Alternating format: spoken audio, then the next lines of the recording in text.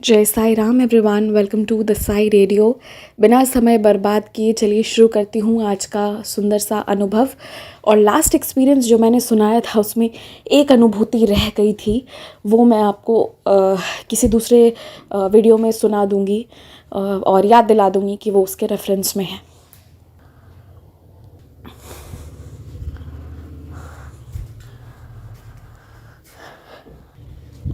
मैं एक ऑटो वाला था और आज भी हूँ, पर आज तो कह सकता हूँ कि साईं का हूँ और साईं जो काम दे मैं वो कर लूँ।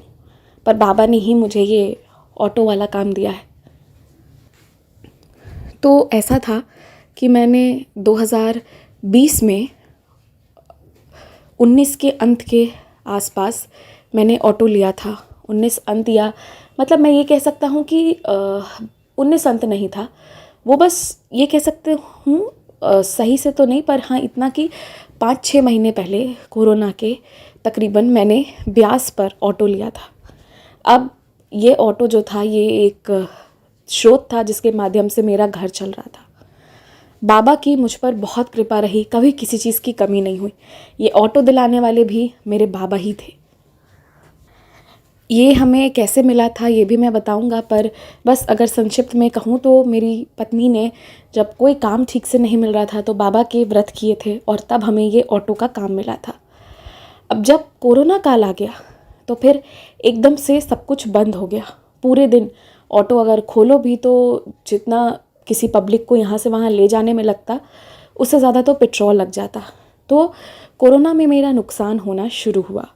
अब क्योंकि हमने हाल फिलहाल 5-6 महीने पहले ही ऑटो लिया था तो हमारे पास उतना खाने का कुछ था नहीं, तो हमारे पास यही तरीका बच रहा था।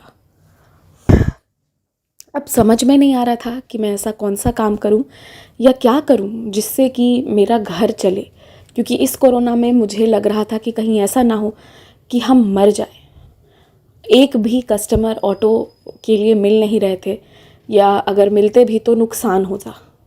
तो फिर एक समय था जब मैंने सोचा कि मैं क्यों ना इस पर सब्जी बेचना शुरू करूं। और मैंने जो सब्जी भी खरीदी, मैं आपको सच बता रहा हूँ, उस वक्त हर कोई सब्जी बेचना शुरू कर दिया था।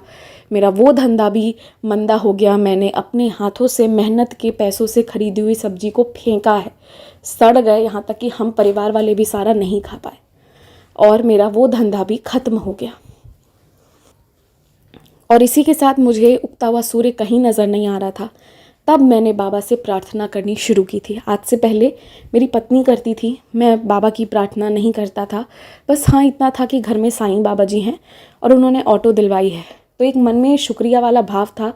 पर तब भी वो भक्ति नहीं एहसास हुई थी जो कोरोना में जाकर हुई। कोरोना काल के दौरान अब होता ये है कि मैंने बाबा से कहा कि बाबा अब तुम ही कुछ करो, खाने पीने जीने का इंतज़ाम करो। मैं सच कह रहा हूँ, जिस दिन मैंने ये बात कही है उसी दिन हमारे बस्ती में कोई भला इंसान बाबा के रूप में आया और उसने राशन पानी बांटना शुरू किया। तो इस तरह हम चारों जनों को राशन मिल गया और ऐसा लगा कि अगले 1-2 हफ्ते तो निकल जाएगा। हम उस वक्त ज़्यादा नहीं सोच पा रहे थे, हम तो आज का कल का ऐसे सोच के चल रहे थे। तो खैर वो चीज़ हुई।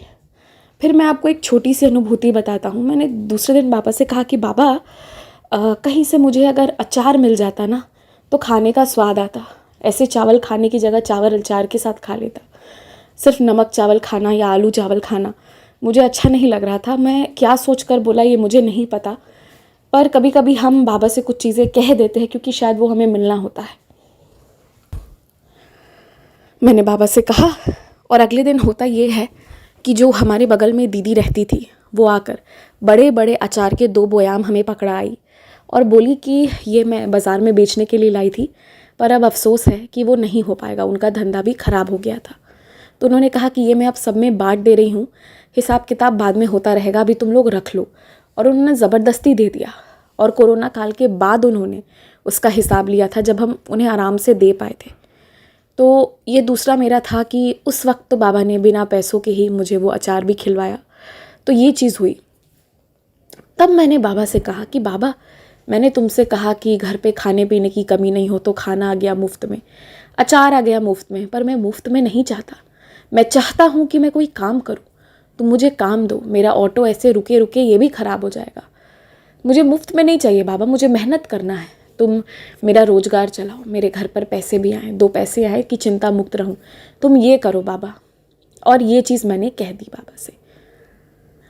अब कहने के बाद होता ये है कि मैं उस दिन गया था गैस लेने, सिलेंडर लेने।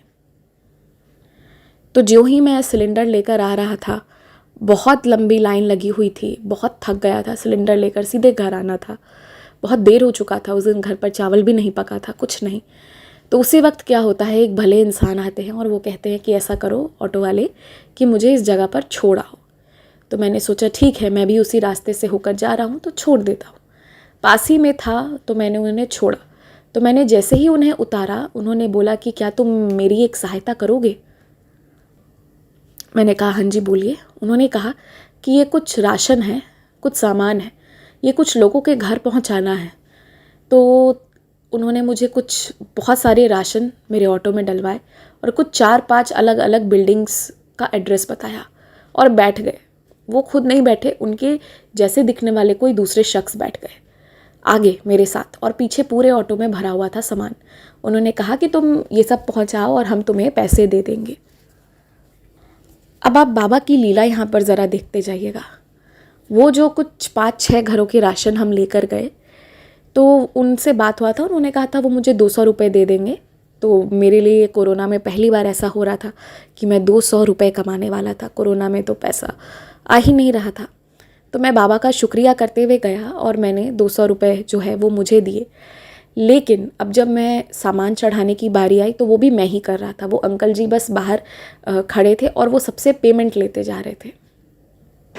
अब आप बाबा की लीला देखिए, ये मतलब मेरे यकीन करने के बाहर है। उन 5-6 घर से 6 या जितने भी घर थे, 6 या 7 जो भी घर थे जहाँ भी मैंने राशन पहुँचाया, कुल मिलाकर वो और जो दुकानदार ने मुझे पेमेंट करा वो मिलाकर पता है कितने पैसे मुझे मिले? 900 रुपये। ना 1 रुपये कम, ना 1 रुपये ज़्यादा, 900 रुपये मिले। और तब मुझे इतना पता भी नहीं था कि ये जो 9 नंबर है ये बाबा का जुड़ा हुआ नंबर है, ये बाबा का नंबर है। तो मुझे उस दिन हर कोई जिससे मैं सामान लेकर आया, कोई दया के भाव से, कोई प्यार के भाव से मुझे पैसे दे दिया, पैसे के साथ किसी ने चूड़ा दे दिया, कोई पुराना कपड़ा दे दिया, कोई ज़रूरत की कोई मुझे मास्क दे दिया। हर घर, मैं जितने घर में गया सबके घर में दया था। हर घर वाला इतना प्यार करे ये नहीं हो सकता जब तक मेरी बाबा की इच्छा ना हो। तो उस दिन मैं 200 नहीं, पहला दिन था मैं 900 रुपये कमाया। वो दिन था जिस दिन मैंने नमस्कार किया था बाबा को। आज से पहले तक मेरी पत्नी करती थी। मुझे तब तक ये नहीं था कि बाबा को मुझे नमस्कार करना है या बाबा पर मेरा श्रद्धा होना चाहिए। वो पहली बार था जब मैंने कुछ मांगा था और बाबा ने देना शुरू किया था। वो पहली दिन थी। फिर मैं उन भाई साहब को वापस उनके दुकान पर छोड़ा तो उन दुकानदार वाले ने मेरा नंबर ले लिया और मुझसे कहा कि वो मुझे फिर बुलाएंगे और मैं जाकर ये काम कर दूँ। तो मैं तो खुश हो गया। मैंने सोचा चलो ये अच्छा काम मिल गया है, हफ्ते में 1-2 दिन भी अगर बुला लेंगे तो इस तरह से मेरा घर चलता रहेगा, दिक्कत नहीं होगी। अच्छा, मैं आपको यहाँ एक बहुत खूबसूरत बात तो बताना भूल गया। वो जो भले इंसान थे जिनका वो दुकान था, इतने लोगों को राशन सबके घर पर पहुँचाने का दुकान के सेठ थे, उन सेठ जी ने मुझे भी, मेरे घर के लिए भी बहुत सारा प्रकार का सामान दिया, जिसमें वो पूरी बंधी हुई एक बोरी थी जिसके अंदर चावल भी था, मसाले भी थे, साबुन भी था, कुछ लेडीज़ का सामान भी था। इस तरह से उन्होंने मुझे दिया और बोला कि ये ले जाओ, भगवान तुम्हारा भी भला करेगा और आना मेरे पास, ऐसा करके उन्होंने मुझे कहा। तो मुझे उस दिन बहुत खुशी हुई। पहली बार मैंने बाबा से एक मांगा था, बाबा ने मुझे अनेक दे दिया। मेरे घर के लिए दिया, पैसे दिए, सब दे दिया, और क्या चाहिए था। तो मैं सोच लिया कि मैं इन सेठ जी के यहाँ ही काम करूँगा। ये काम मुझे अच्छा मिल गया। लेकिन अभी बाबा की लीला होनी बाकी थी। उस दिन तो काम मिल गया, फिर 2 दिन तक काम नहीं मिला। जब 2 दिन तक कोई काम नहीं मिला तो मैं बाबा पर थोड़ा सा झल्लाया। मैंने कहा 2 दिन से सेठ जी का फ़ोन नहीं आया। क्यों नहीं आया? तुम तो बोले थे बाबा, मतलब आप तो बोले थे बाबा कि काम मिलेगा, पर काम नहीं मिल रहा है। तो मुझे ऐसा लगा ना पहली बार कि बाबा हंस रहे हो। खैर 2 दिन बीते, 4 दिन बीते, 5 दिन बीता। जब 5 दिन बीत गया तो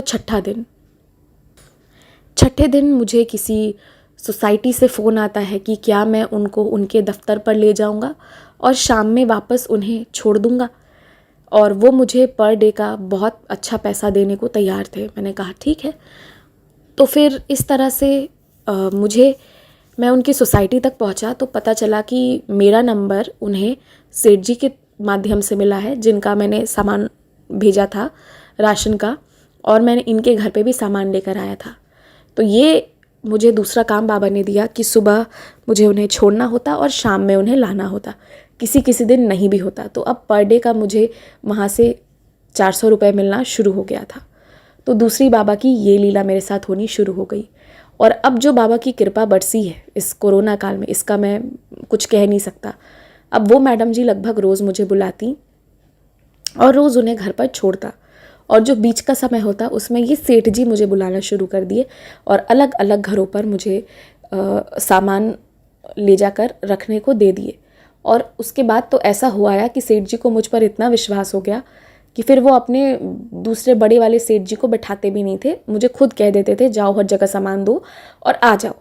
तो फिर इस तरह से पूरे कोरोना में जब लोग इतना रो रहे थे, क्या क्या कर रहे थे, तब उस वक्त जो है बाबा ने मुझे इतना कुछ दिया। मुझे तो ऐसा लगता है ना कि इससे पहले मैं कमा रहा था, खा रहा था और कुछ बच नहीं रहा था।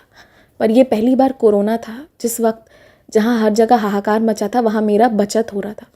अभी तक हम 4 लोगों का मैं जैसे तैसे गुजारा कर रहा था, पर मेरे घर के बाजू वाले घर में मेरे माता पिता, छोटा भाई रहता था। मैं फिर उनका भी सब करना शुरू कर दिया। और ये कोरोना काल ही है जिसने हमारी दूरियों को भी दूर कर दिया और हम सब पास आ गए। ये कोरोना काल ही है जहाँ से मुझे बड़े अच्छे लोगों से मुलाकात हुई। वो मैडम जी से मुलाकात हुई, और फिर वो अपने साथ साथ कभी कभी और भी कुछ सहेलियों को ले जाती, तो मुझे कुछ और पैसे भी मिल जाते। मुझे कोरोना काल से मैंने जो मुझे फिर मेरा घर चलना शुरू हुआ है, वो बाबा की ऐसी कृपा रही कि अब मैं खाता भी हूँ, मैं कुछ रख भी लेता हूँ, कुछ बच भी जाता है, और अब कोई दिक्कत नहीं होता, अब वो चिंता नहीं होती। और कोरोना काल ने मुझे बहुत कुछ सिखा दिया। मुझे मेहनत पर विश्वास करना सिखा दिया। कोरोना काल ने मुझे ये भी सिखा दिया कि अगर बाबा पर विश्वास है तो कुछ भी हो सकता है, हमें घर बैठे बिठाए नौकरी मिल सकती है, जैसा कि मेरे साथ हुआ। इस कोरोना काल में मुझे ऐसे भी लोग मिले जो सामान बांटने का काम कर रहे थे, मेरे ही ऑटो पर बैठकर जाते थे और अंत में मुझे भी कुछ ना कुछ दे देते थे। तो फिर कोरोना में मुझे जितना काम मिला ना, शायद ही पहले कभी इतना मिला था।